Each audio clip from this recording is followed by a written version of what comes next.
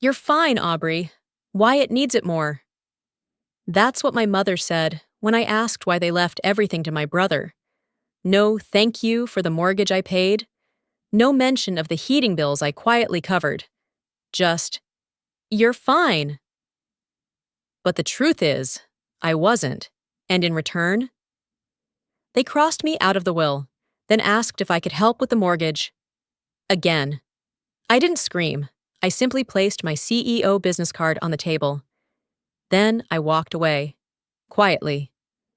If you've ever been the one who always shows up, only to realize you were never truly seen, drop a comment, number 1. If not, you're lucky. Drop a number 0. Because sometimes walking away isn't the end. It's the first time you get to choose. They told me the guest room was taken by Wyatt's old friend from college, so I'd be sleeping in the garage. It used to be a joke, me being the easy one. Low maintenance, independent. Doesn't need much. It sounded like a compliment when I was younger, something light they'd say over dinner. But standing in the hallway with my coat still zipped and my hands full, it landed differently now. Maple Falls hadn't changed much. Same wind that tore through the bare maple trees. Same porch light that flickers when the wind got strong. Dad must have never gotten around to fixing that. I parked my Subaru behind Wyatt's SUV, the shiny black one he'd gotten through connections, as Mom put it. I stepped inside with a store-bought apple pie and a small wrapped box. The house smelled like cinnamon and lemon polish. Mom gave me a quick hug, then called out to Wyatt in the kitchen. Dad took the pie with a nod, already heading to the dining room. No one asked how the drive was. They were loud at the table, laughing about Wyatt's latest plan to turn an old auto shop into a coffee and cars hangout. He had a vision, according to him. Mom beamed like he'd just invented the wheel. I finally asked where I'd be sleeping. "Oh, sweetie," Mom said, as if she'd forgotten. "You don't mind the garage, do you? Wyatt's friend is in the guest room. He flew in from New York." I nodded once, too tired to press it. The garage door squeaked as I pulled it open. Cold air rushed in, wrapping around my ankles. The smell of oil and dust hit immediately. In the far corner, a cot leaned against the wall, next to a folding table with a box of tangled extension cords. A sleeping bag was laid across it, barely unzipped. An old denim jacket dangled from a nail like a forgotten thought. I set my things down and sat on the cot. It groaned under my weight. Overhead, a flickering bulb buzzed faintly, casting long shadows across the cement floor. I could hear them inside, forks clinking, chairs scraping, another round of laughter. I used to be part of that sound. The garage was colder than I remembered. Or maybe I'd just gotten used to warmth. The cot creaked again as I lay back and stared at the exposed beams above. I whispered to myself, "Welcome home, I guess." "Refill, hun?" the diner waitress asked. She remembered me. My family didn't. Dot's Diner still had the same vinyl booths with duct tape patching the seams and the same buzz from the flickering fluorescent light near the back. We used to come here after church or football games, back when Wyatt's voice cracked and mine could still shout across the field. It was raining lightly that morning, Oregon rain, the kind that misted sideways and soaked you anyway. The windows had started to fog. I wiped a circle clear with the back of my sleeve as we slid into our booth. Wyatt ordered a triple stack with bacon, like always. Dad asked about the lumber prices, and Mom was already praising Wyatt's new venture. "He's thinking of restoring vintage cars and selling coffee on site, like a lifestyle hub," she said, like she just invented the term. I hadn't even picked up my menu when Dot appeared. "Well, if it isn't Miss Langley," she said, pouring coffee into my chipped mug. "Still like it black?" I nodded, surprised she remembered. She smiled and added, Heard what you did for the summer rec team last year. Quiet generosity runs in your family, doesn't it? Dad chuckled quickly. Oh, Aubrey's always had a soft spot for small things. He meant it lightly, but it clanged against something hollow in my chest. Dot moved to the next table. It glanced around. The team photo from my senior year, me in track uniform, beaming in mid-sprint, was still up on the wall, barely visible behind a dusty string of Christmas lights that had long stopped blinking. Wyatt was busy explaining how his startup would disrupt the classic car market. Mom nodded along like he was pitching to investors. I focused on my eggs, now lukewarm. No one asked about Portland, or the company I'd built. At the register, Mom frowned slightly. Don't know why Dot's still open. Place looks like it's from the 60s. I turned to her and said, that's kind of the point. Outside, I spotted a for sale sign in front of the diner. Dot hadn't said a word. He left it out in the open, like it wasn't a bomb. Yellow folder, labeled Future Planning. It was sitting right there, on the corner of the dining table between a utility bill and a Walgreens receipt. I was helping Dad scan his Medicare forms, same as every time I visited, because he still didn't trust the cloud. I'd brought my laptop, set up the scanner, and started feeding pages through while he rummaged for his reading glasses. I flipped through the stack. Medical codes, a dental invoice, a page with too many acronyms. Then I saw it. The yellow folder. Thick. Neatly labeled in Mom's handwriting. I told myself not to look, but last month I'd covered their property tax. The month before, I'd reordered Dad's blood pressure pills because they'd forgotten again. I opened the folder. Inside, the notarized estate plan, finalized 2 months ago. The house, paid off after I refinanced it 3 years ago. The savings account I once replenished with $11,000 from my own. The Buick, everything to Wyatt. His name appeared in bold print. Mine, 1 line. We trust our children will care for each other. I stared at it as the scanner hummed beside me. My name was there, but it wasn't mine anymore.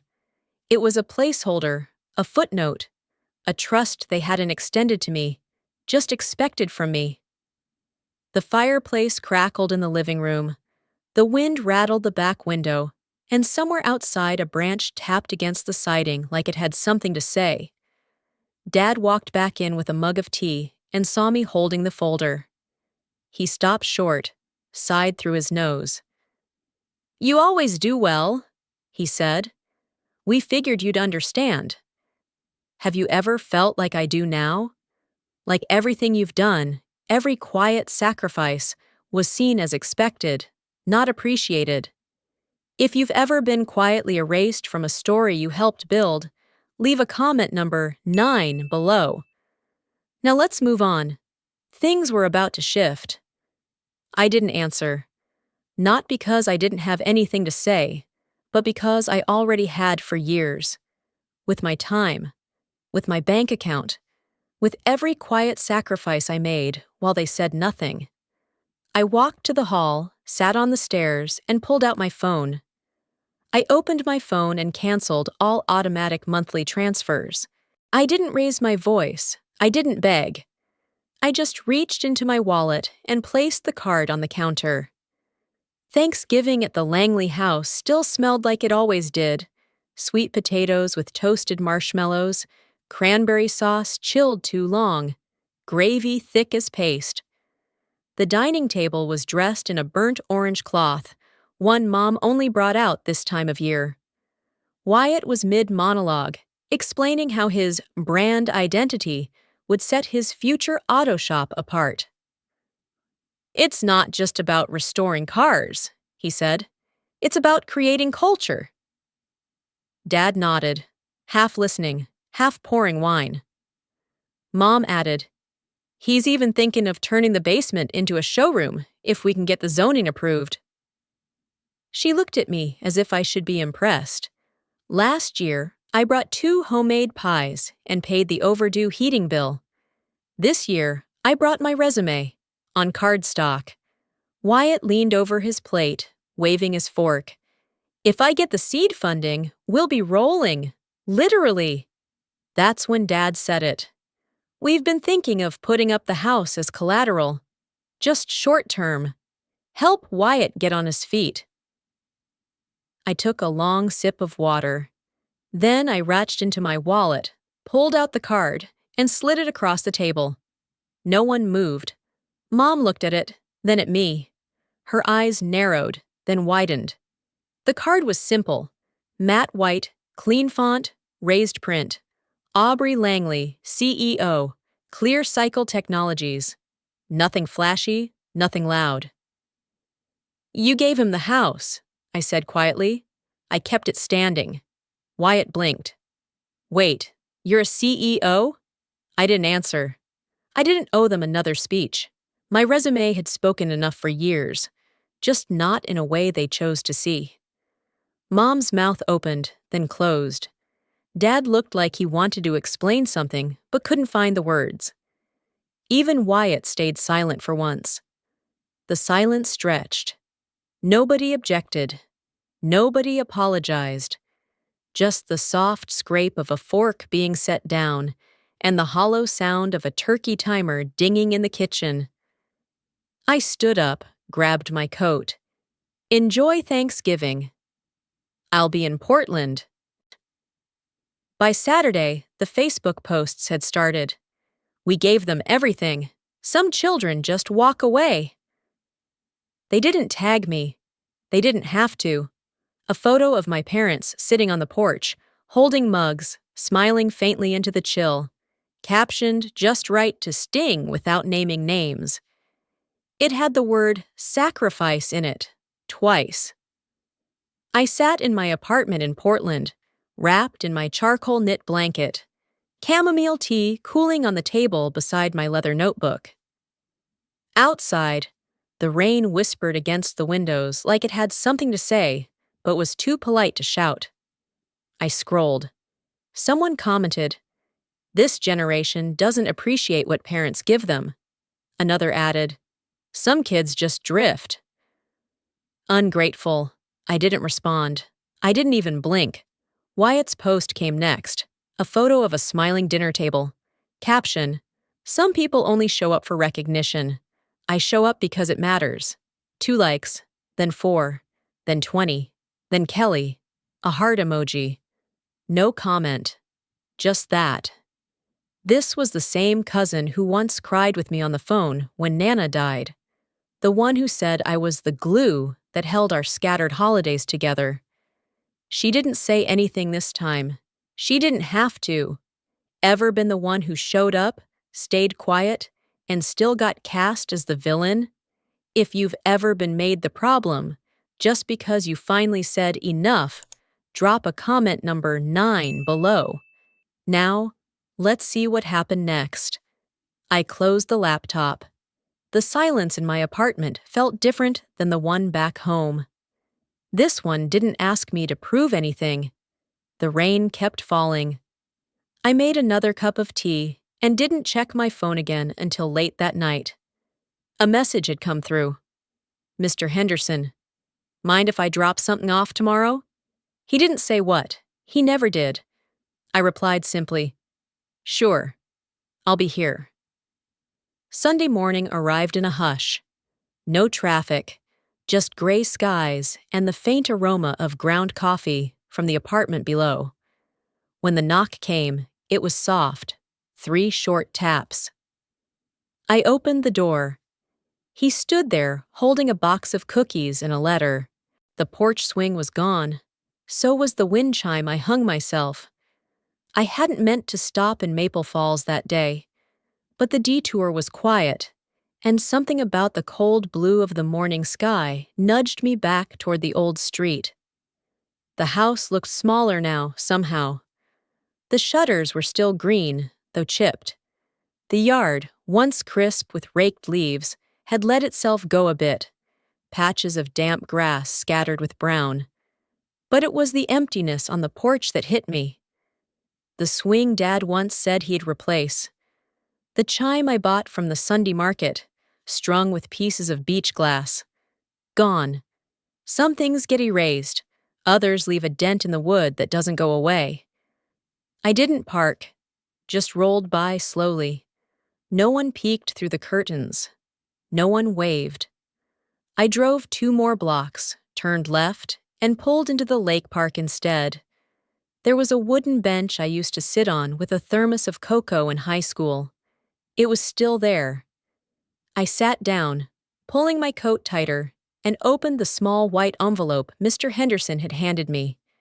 Inside was a folded letter in a rounded script. "Dear Miss Langley," it began. "I don't know if you remember me. My name is Chloe Ramirez. I was in the 10th grade when I got a scholarship from a local donor to attend the state environmental camp. I later learned it was you. That week changed everything. Because of you, I dared to believe I belonged in places I'd never imagined. I'm now a sophomore at Ohio State University, studying environmental science. Thank you." I held the letter for a long while. The corners fluttered in the breeze, like it still had more to say. My phone buzzed. An email from the local community college. The subject, STEM speaker invitation, referred by Chloe Ramirez. I read it twice, then once more, and smiled. I typed back, "Yes, I'd be honored." Then I looked out at the lake, smiling. Not sad, just peaceful. Some goodbyes don't echo. They settle quietly, like the dust on a porch swing long removed. That morning by the lake, I understood. Not all recognition comes with applause. Sometimes it's a handwritten note or a stranger's quiet gratitude that tells you were never invisible. Kindness doesn't always wear a name tag. When we stop deciding who's worthy based on titles or appearances, we begin to see what truly lasts. Who showed up when no one else did? Like a soft light left on in the hallway, a quiet act of goodness can guide someone home, even if they never knock. If this story brought someone to mind, maybe reach out and remind them they mattered. And if it touched something in you, I'd be honored if you subscribed, so I can keep telling stories that linger gently long after the last word.